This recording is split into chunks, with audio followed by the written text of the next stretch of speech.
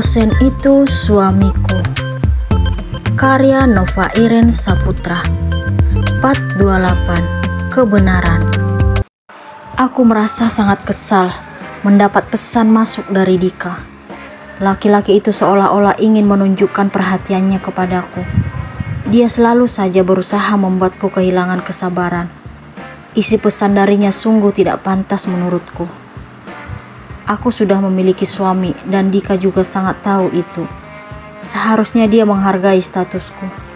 Laki-laki itu tidak perlu menunjukkan perhatian lebih terhadap wanita yang sudah resmi menjadi istri orang lain. Namun, entah kenapa dia tetap saja mendekatiku.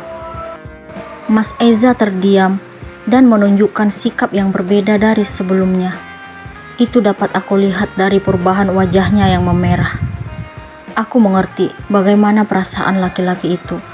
Dia pasti tidak rela jika pasangan yang dia cintai mendapat perhatian dari orang lain. "Kamu marah, Mas?" tanyaku kepada Mas Eza. "Menurut kamu?" Dia justru memberikan pertanyaan singkat, tetapi menusuk hati. Aku minta maaf. Aku juga gak ngerti kenapa Dika bersikap seperti itu. Padahal dia udah tahu status kita. Aku memberikan penjelasan. Kenapa ada laki-laki seperti dia masih aja perhatian sama istri orang lain? Mas Eza mengeluarkan nada kesal. Aku juga gak ngerti kenapa dia masih berusaha mendekatiku. Lebih baik aku ngomong langsung sama dia besok di kampus. Dia benar-benar membuatku marah, sayang. Aku ngerti perasaan kamu, Mas. Aku minta maaf. Aku gak nyalahin kamu.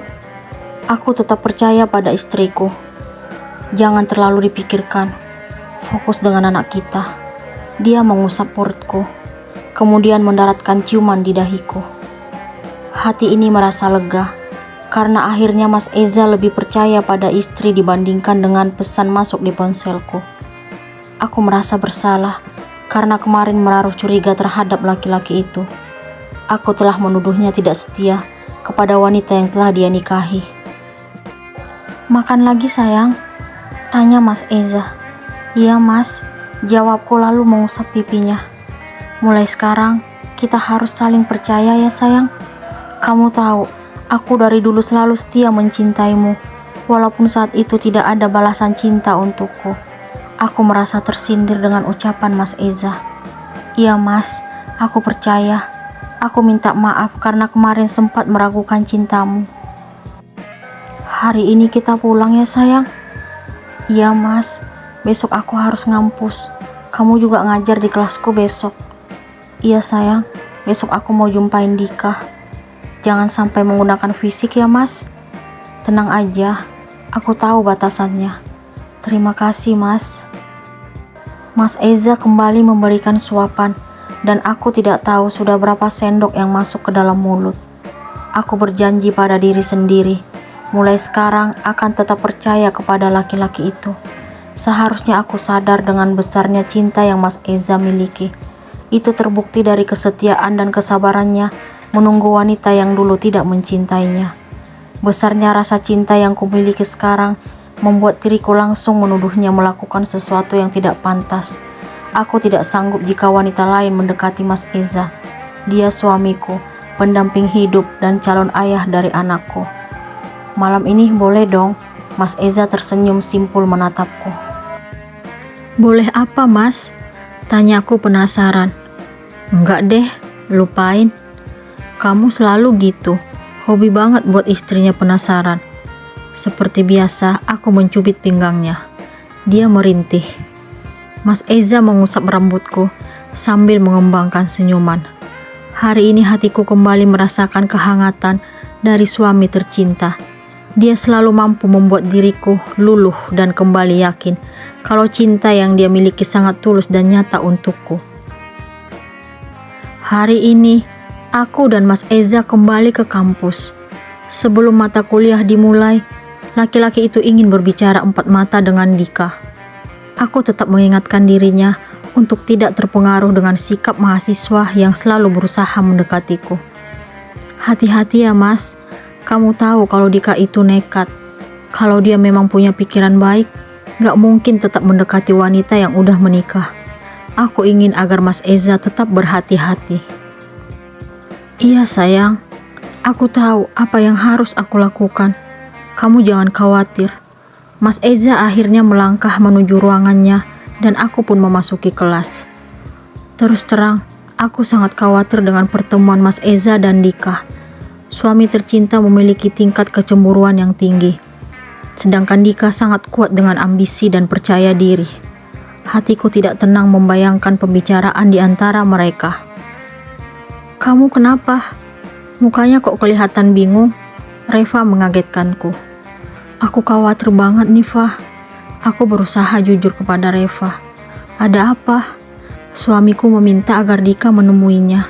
Dia kesal karena Dika masih berusaha mendekatiku.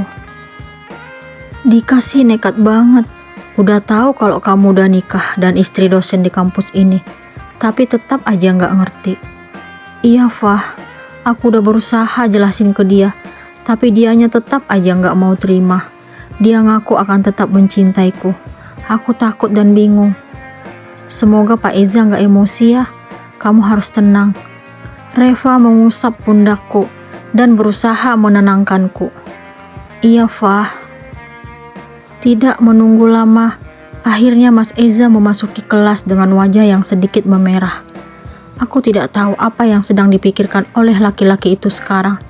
Dia mulai menjelaskan materi tentang pembagian laporan keuangan. Pria itu menatap ke arahku dengan pandangan yang susah untuk ditebak. Untuk menyampaikan informasi-informasi keuangan, maka digunakan laporan akuntansi yang dikenal sebagai laporan keuangan. Laporan keuangan suatu perusahaan secara umum terdiri dari 4 jenis, yaitu neraca, laporan laba rugi, laporan perubahan modal, dan laporan arus kas. Mas Eza menjelaskan materi dengan penuh penghayatan. Aku selalu terpesona dengan laki-laki yang telah menikahiku itu. Ingin rasanya waktu cepat berlalu, supaya kami kembali bermesraan seperti biasanya. Namun, yang paling aku pikirkan sekarang adalah bagaimana pertemuannya dengan Dika. Ada yang tahu apa itu neraca? Tanya Mas Eza kepada mahasiswa dan mahasiswi. Saya, Pak. Cindy langsung membuka suara sambil mengangkat tangan. Silakan Cindy. Mas Eza menyebut nama Cindy dengan lembut. Aku merasa sedikit kesal. Neraca adalah bagian dari laporan keuangan dari entitas bisnis atau perusahaan yang mencatat informasi tentang aset, kewajiban, dan ekuitas pemegang saham pada waktu tertentu. Cindy memberikan penjelasan dengan nada yang membuat dada ini terasa sesak. Wanita itu masih saja bersikap seperti dulu, berusaha mencari perhatian laki-laki yang sudah menikahiku. Cindy jelas sangat tahu kalau Mas Eza sudah menikah dan dia juga mengenal istri dosen itu. Aku tidak mengerti kenapa akhir-akhir ini hubungan kami seperti diuji, padahal sekarang aku sedang mengandung anak suami tercinta.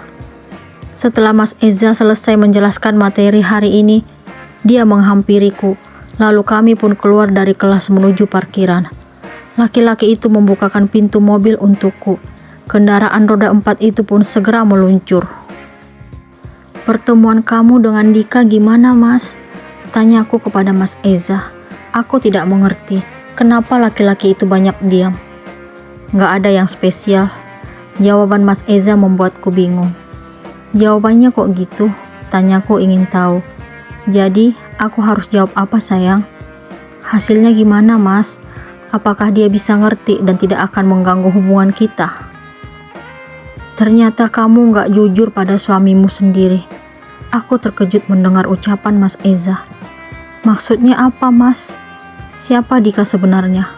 Apakah sebelumnya kalian pernah saling kenal atau bahkan memiliki hubungan?